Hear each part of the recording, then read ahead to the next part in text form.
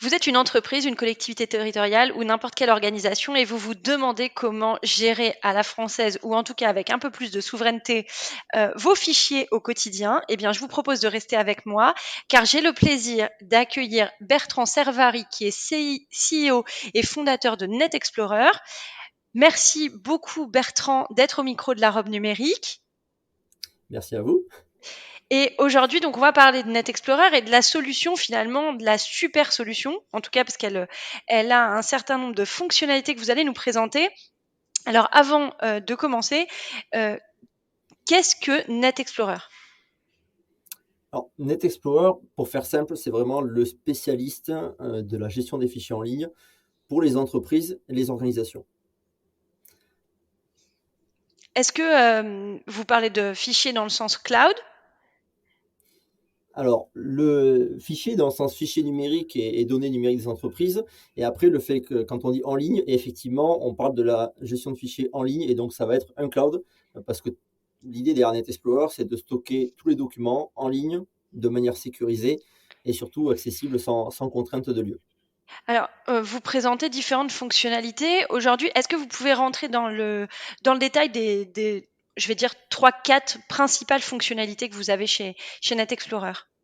Ouais. Alors déjà la base clé de la gestion de fichiers, c'est déjà tout ce qui est partage de fichiers. D'ailleurs, c'est comme ça qu'est né Net Explorer. À la base, c'était le besoin, c'était d'adresser le besoin de partage de fichiers vers l'extérieur et notamment l'envoi de fichiers volumineux qui ne passaient pas par mail. Donc Net Explorer, c'est déjà tout ce qui est partage de fichiers, que ce soit en interne ou en externe, et ça va permettre d'échanger des fichiers de manière sécurisée, sans aucune limite de taille. Après, quand on parle fichier, on parle aussi souvent de collaboration. Ces fichiers, on va devoir travailler dessus, collaborer, c'est-à-dire coéditer, travailler à plusieurs sur les documents, les annoter, les compléter, les faire vivre. Et également, tout ce qui est flux documents, flux documentaire, ce qu'on appelle les flux de travaux. Et donc là, on va avoir de la validation de tout un document ou de la signature électronique des documents, de façon à accompagner le cycle de vie complet du document, de sa création jusqu'à sa diffusion et sa validation, sa signature. OK. Heu, Aujourd'hui, vous êtes une solution, franco-française. Est-ce que les débats sur la souveraineté ont amené, d'autres enjeux pour vous, au niveau de vos clients ou c'était quelque chose que vous aviez déjà, bien identifié, en tout cas qui était bien identifié par vos clients? Alors, nous, c'est quelque chose, donc on existe depuis 2007, et effectivement, on est franco-français, donc on est né en France et on héberge nos données en France. Donc on a énormément de clients qui, dès le départ, étaient concernés, par la notion de souveraineté numérique. Mais c'est vrai qu'avec les actualités, récentes, l'arrivée du covid, des changements, même avant ça, l'arrivée du RGPD, la prise de conscience sur la maîtrise de ces données et sur la souveraineté, en fait, on fait exploser les demandes à ce niveau-là. Et, euh, et donc, même des entreprises ou des organisations qui, au début, se posaient pas trop de questions à ce niveau-là et qui ont un peu emboîté le pas vers des solutions fournies par les GAFAM, commencent en fait à prendre du recul et se dire où sont mes données, comment sont traitées mes données, même est-ce que je respecte la législation européenne et française, et du coup commencent à faire demi-tour et s'interroger vraiment sur la maîtrise de leurs données. Et il y a vraiment une prise de conscience collective sur ces 2, 3 dernières années. Est-ce que vous pouvez nous expliquer, du coup, dans ce prisme, comment fonctionne Net Explorer? Comment je l'intègre à mes outils? Est-ce que, c'est du SaaS? Comment ça se passe? Alors l'idée de NetExplore, c'est vraiment d'être une solution SaaS clé en main, qui va venir remplacer un peu le serveur de fichiers traditionnel, hein, sur lequel les organisations stockaient leurs données auparavant. Donc maintenant, on est vraiment sur un service SaaS, donc par abonnement. On souscrit à un service pour le nombre d'utilisateurs souhaités pour l'organisation. Et après, directement, je vais y accéder avec mes identifiants de connexion, par une interface web. Et depuis là, je vais pouvoir partager, collaborer et faire toutes les opérations dont j'ai besoin. Donc ça, c'est vraiment la base de l'accès, l'interface web, sachant qu'après, on va disposer d'une multitude de méthodes d'accès pour permettre, par exemple, l'accès depuis son smartphone, avoir des outils de synchronisation pour avoir des accès hors connexion quand on est en déplacement ou à des zones de faible réseau, avoir des connecteurs rattachés par exemple à Outlook pour intégrer facilement des pièces jointes volumineuses dans ses mails, tout un tas on va dire, de petits add-ons qui vont faciliter la vie au quotidien, même si là-bas c'est l'interface web et on peut tout faire à partir de là. Et après, ce que vous disiez aussi, donc l'idée du SaaS et du clé en main, c'est à la fois pratique pour l'organisation, dans la facilité de déploiement de la solution, pardon, parce qu'il n'y a pas d'infrastructure achetée, il n'y a pas de serveur à mettre en place, c'est vraiment tout est inclus et démarre à l'instant T. Et après, on va même aller plus loin par les fonctionnalités que l'on intègre et d'interfaçage autour de la solution, où en fait, dès le départ, ça va être interconnecté à l'écosystème standard de l'organisation. Et donc, automatiquement, tous les comptes utilisateurs vont remonter, tous les annuaires, et on va avoir de la connexion automatique de l'ensemble des utilisateurs sur le service.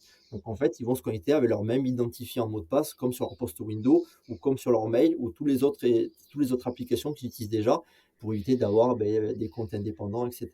Et tout ça va vraiment faciliter le déploiement et permettre, nous, c'est ce qu'on met en avant chez NetExplorer, c'est déployer votre serveur de fichiers et sécuriser vos données en un clic. Ça veut dire que la connexion, en tout cas le déploiement de NetExplorer se fait par un, un centre d'administration qui permet d'avoir accès à l'ensemble des points de contact dans l'entreprise. En fait, voilà, en général, déjà au niveau des organisations, on travaille avec des organisations qui ont une taille assez importante. On travaille directement avec le service informatique. Ou sinon, sur des petites structures, c'est directement le gérant qui prend en charge cette partie-là. Donc le service informatique ou le responsable de la plateforme a un accès administrateur. Et depuis là, il peut tout paramétrer. Donc s'interfacer avec les autres solutions, créer les premiers dossiers, créer d'autres comptes utilisateurs s'il fallait créer des comptes utilisateurs, mettre en place des droits d'accès, mettre en place son arborescence de dossier, et après commencer à importer ces données et commencer à travailler avec le Cloud Net Explorer.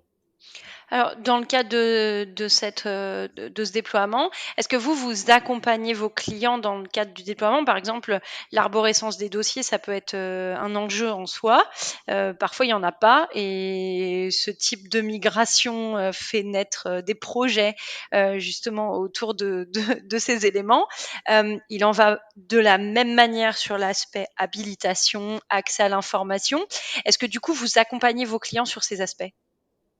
Oui, clairement, et la partie accompagnement client, c'est un peu le nerf de la guerre parce que, alors, des solutions, on va dire, de gestion de fichiers et de cloud orientées grand public, type des Dropbox, des WeTransfer ou autres, on en connaît sur le marché et pas mal de monde l'utilise à titre personnel. Mais dans une organisation, le déploiement est totalement différent. Déjà, généralement, il y a un passif et il y a la donnée à prendre à réintégrer. Donc là, on fait de l'import données. On peut faire de l'import données depuis directement les serveurs de fichiers traditionnels de l'entreprise. On peut également faire de l'intégration directement en data center à partir des disques durs qui sont fournis par les clients. Donc là, déjà, on peut commencer à intégrer toute la donnée d'un seul coup et après accompagner le client sur comment créer une arborescence et structurer la donnée de manière pertinente, performante et aussi sécurisée dans la durée. Quelle méthode d'accès déployer? Comment on fait en sorte de sécuriser les accès à la fois pour les collaborateurs internes, mais à la fois quand ils sont en déplacement? Est-ce qu'on met en place des systèmes de double authentification pour sécuriser le produit? Tout un tas de choses en fait. Et en plus de juste déployer la donnée, il y a une notion d'accompagnement pour assurer en fait et garantir la sécurité des données et de l'utilisation du service dans la durée. Vous parlez justement de sécurité. C'est un des points sur lesquels vous insistez le plus, la sécurité appliquée aux données. Vous avez un certain nombre de certifications. Est-ce que vous pouvez en parler?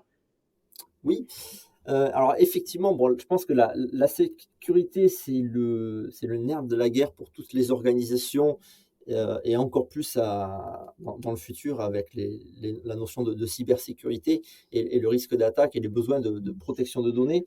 Euh, Notamment maintenant avec une notion on va dire de télétravail et d'accès distant de plus en plus présente, ça rend les organisations de plus en plus sensibles au risque cyber et elles sont pas forcément plus préparées et mieux loties qu'avant. Donc nous, l'idée de NetExplore, c'est vraiment leur transmettre notre expertise.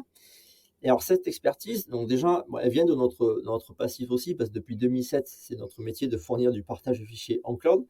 Mais pour aller plus loin que ça, donc on a décidé de se faire certifier pour mettre en avant l'expertise et l'expérience en sécurité, cybersécurité NetExplorer. Alors pour ça, on a notamment la certification ISO 27001 qui vient définir tout le contexte et les politiques de gestion de manière sécurisée de l'information, que ce soit pour nous en interne, mais également pour nos clients. On a la certification HDS qui nous permet d'héberger de la donnée de santé et donc d'adresser des clients dans le domaine médical, comme des hôpitaux, l'établissement français du sang ou d'autres acteurs du monde médical. On a la certification PCI DSS pour les données bancaires. Et donc, toutes ces normes-là, en fait, vont contribuer à prouver aux clients que la gestion des fichiers, de leurs fichiers, quand ils les mettent chez NetExplorer, elle se fait de manière sécurisée, mais nous permet également de transposer cette expertise-là jusqu'au client final.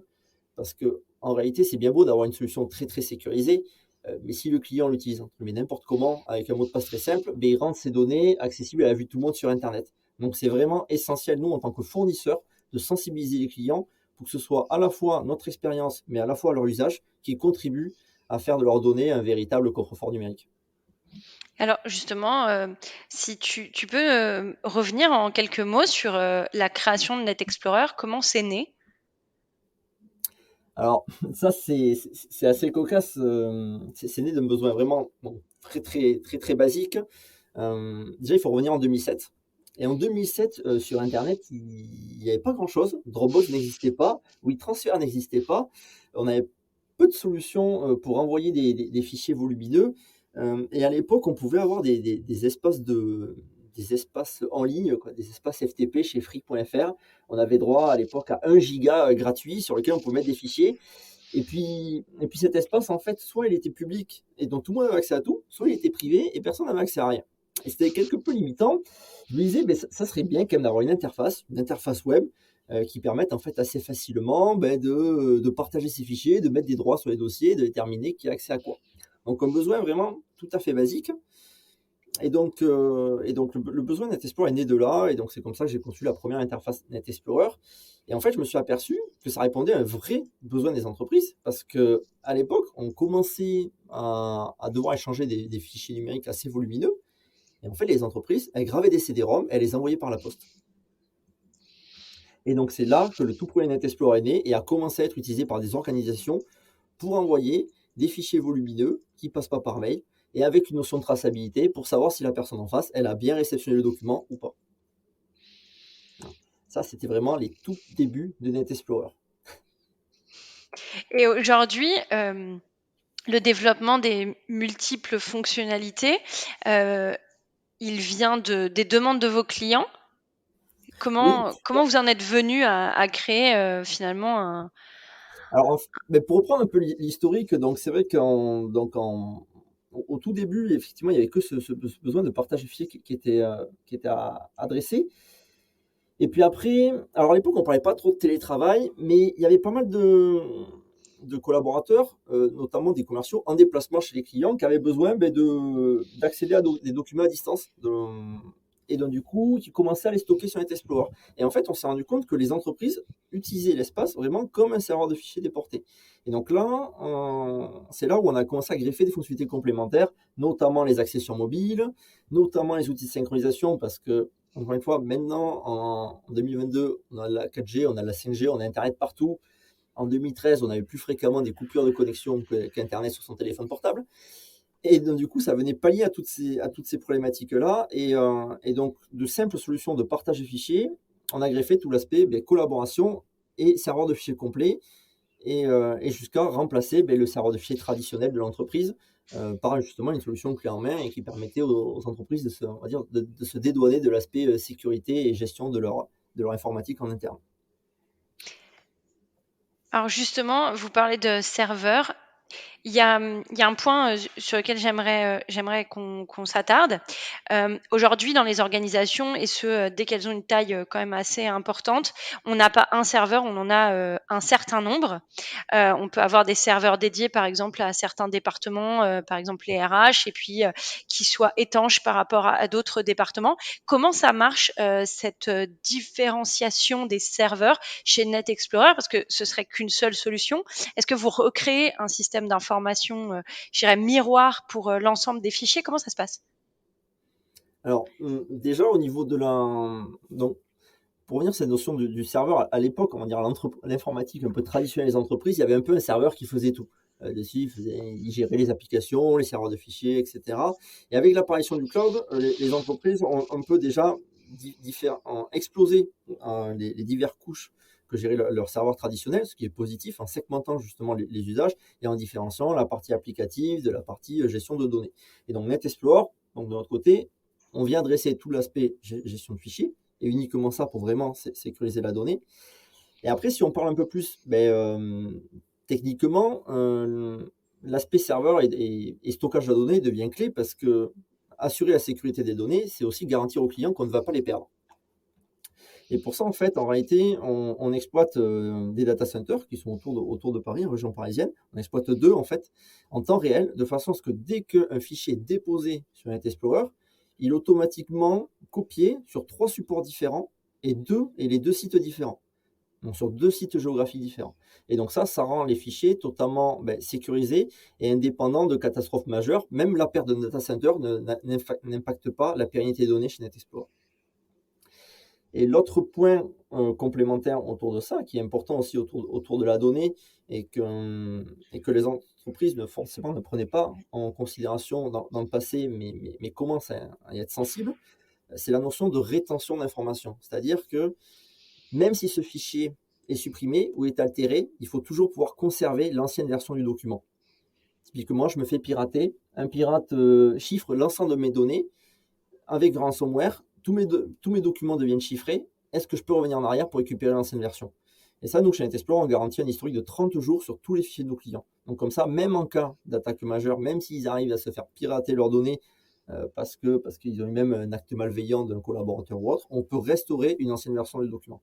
Et là, clairement, on voit bien que si toutes les organisations se dotaient d'un système similaire, les notions d'hôpitaux paralysés ou autres par des ransomware, ça n'existerait pas. Alors justement, sur votre panel de clients, est-ce que vous pouvez nous expliquer dans quel secteur vous intervenez principalement? Alors ça, c'est très très vaste, parce que NetExplore, aujourd'hui, on équipe un peu plus de 1500 organisations et 200 000 utilisateurs quotidiens. Donc ça va vraiment des toutes des entreprises de 5 collaborateurs jusqu'à des grands comptes de 5000 personnes. Après, ce qu'on retrouve en général, les besoins qu'on adresse, c'est dès qu'il y a des notions de sécurisation de fichiers et des fichiers sensibles autour des RH, de l'administratif, des données personnelles, des données de santé. Et après, toutes les entreprises aussi qui ont des contraintes multisites, qui sont présentes sur plusieurs villes en France, plusieurs villes dans le monde entier, et qui ont besoin d'interconnecter tous ces collaborateurs de manière facilitée et d'unifier, de centraliser leur gestion de fichiers. Et là, c'est vraiment des use cases qu'on retrouve très fréquemment dans notre panel de clients. Alors, je ne sais pas si ce sera une question pertinente, mais est-ce qu'il est possible de faire des workflows au sein de justement de ces différents sites et donc pour faciliter l'échange de fichiers entre ces différents sites? Alors, entre les différents sites, mais surtout même avec l'extérieur, parce qu'on le voit. Alors nous, les workflows, effectivement, ça fait partie de NetExplorer, parce qu'en tant que, on va dire, source qui centralise toutes les données, on doit également fournir à nos clients des couches qui leur permettent de travailler et de fluidifier les actions qu'ils ont à faire avec ces documents. Typiquement, on a des workflows intégrés dans NetExplorer, et on en a un qui est très utilisé dans le domaine du BTP, c'est tout ce qui est validation de documents. On peut envoyer des documents à différents tiers pour qu'ils puissent viser les documents et les approuver ou les rejeter avec des commentaires. Ça, c'est un cas assez classique. C'est aussi comme ça qu'on s'est doté en 2019 de la signature électronique. Parce que concrètement, tout un tas d'entreprises, par exemple, reçoivent un devis, l'impriment, le fait en soi un gris-gris dessus, le scanne et le renvoie par mail. Alors ça, d'un point de vue de temps perdu, on est quand même au top de la forme. Et dans un monde numérique, c'est quand même un peu dommage de devoir rematérialiser les documents. Et sans compter que la valeur juridique d'une signature et d'un gris-gris sur une feuille papier numérisée n'a vraiment aucune valeur. Et donc nous, c'est pour ça qu'on a intégré les flux de travaux de signature électronique de documents qui permettent d'intégrer tout ça nativement dans la solution et d'envoyer des documents à signer à un ou plusieurs destinataires. Et comme ça, nos clients peuvent faire signer des contrats, des devis, des conditions générales directement en ligne et de manière 100% dématérialisée. Donc c'est plus rapide, c'est plus sécurisé et surtout, il y a une valeur légale qui est préservée. Est-ce qu'on peut parler du prix maintenant? Oui. Ça vaut combien NetExplorer? Alors NetExplorer, c'est une facturation à l'utilisateur et ça démarre à 9,90 € par utilisateur. D'accord. Et vous accompagnez donc tout type d'organisation? Tout type d'organisation, tout à fait. comme je disais, de 5 à 5 000 personnes. Et donc du coup, alors ce qui plaît vraiment chez NetExplorer, c'est que NetExplorer est né du partage de fichiers volumineux vers l'extérieur, et donc la possibilité d'envoyer facilement des données vers l'extérieur. Et donc ça, c'est présent sur tous les offres en fait. On peut partager avec autant de personnes extérieures que l'on souhaite. On n'est pas limité à ce niveau-là. Donc en fait, on paye uniquement pour les comptes internes à l'entreprise, mais après on peut toujours partager vers l'extérieur en illimité sans avoir de facturation à ce niveau-là. Donc Ok, c'est l'essence même de NetExplorer, est toujours préservée même avec nos tarifs 15 ans plus tard. bravo. Ok, très bien. Alors, on arrive à la fin du podcast. Je voudrais vous poser 2 questions. À quoi avez-vous envie de dire non aujourd'hui? Alors moi j'ai envie de dire non à la perte de souveraineté numérique de la France, et de nos organisations et de nos entreprises, euh, parce on a énormément de données de compétences et de données numériques qui fuitent et qui partent et qui sont régies par des entreprises étrangères. Et donc on a une perte de maîtrise en fait cette source, et une dépendance très forte à des acteurs tiers, et pour pas dire des monopoles. Et ce manque d'indépendance, pour moi, est quand même critique et peut être bloquant à terme. Et ça, je dis clairement non. Et à quoi avez-vous envie de dire oui? Et ben, du coup, à l'inverse, je dis oui à l'émergence de différents acteurs. Je dis oui au marché à la concurrence. Je dis oui à la diversification des entreprises. Et je dis oui, en fait, à cette compétence et et toutes ces organisations qui se créent, qui viennent amener on va dire, répondre à des besoins et des fonctionnalités complémentaires aux organisations, qui permettent un peu de diversifier. Et en fait, on en revient à ne pas mettre tous ces œufs dans le même panier. Là, ça fait quelques années qu'on essaie de tout regrouper au même endroit. Je pense que c'est une grosse erreur stratégique pour un grand nombre d'organisations. On est en train d'y revenir. Et donc, je dis oui pour continuer dans ce sens-là et pour faire émerger tout un tas d'acteurs du numérique pour accompagner les entreprises dans cette diversification des usages. Bon, bah, on a un non et plein de oui, donc c'est résolument positif et optimiste pour la fin de cet épisode. Merci beaucoup Bertrand d'être venu au micro de la robe numérique et on vous souhaite énormément de succès pour Net Explorer et j'en doute pas. Merci beaucoup. Merci à vous et puis merci pour votre temps.